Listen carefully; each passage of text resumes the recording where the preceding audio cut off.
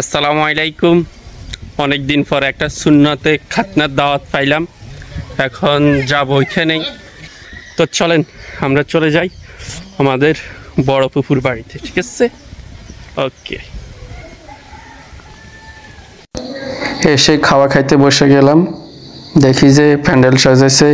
ফুফাতো ভাই বড়টা ছাদের উপরে, ফুফাতো ভাই নতুন করে বিল্ডিং ঘর তুলতেছে। আবার আমাদেরকে বলতেছে যে 2026 সালে প্রথমেই যেন ঘরে ঢুকতে পারে, একটা আশা। আলহামদুলিল্লাহ, আল্লাহ ওনার আশা পূরণ করুক। ফুফাতো ভাই যেটা ছোটটা, ওটার মূলত ছেলের সুন্নতে খাতনাতে আমরা এসেছি। আমার পাশে যিনি আছেন তিনি হলো আমার মেজো জ্যাঠার ছেলে বড়টা, তারপর আবার বড় জ্যাঠার ছেলে ছোটটা আছে, উনি পিছনে আছে। তো আমরা হাঁটতে হাঁটতে চলে যাচ্ছি, খাওয়া দাওয়া শেষ কমপ্লিট, এই জন্য গাড়ি চলে আসছে। গাড়িতে দেখতে পারলেনই আমাদের বড় ফুফু মারা গেছে, ওনার ছেলে 3 জন।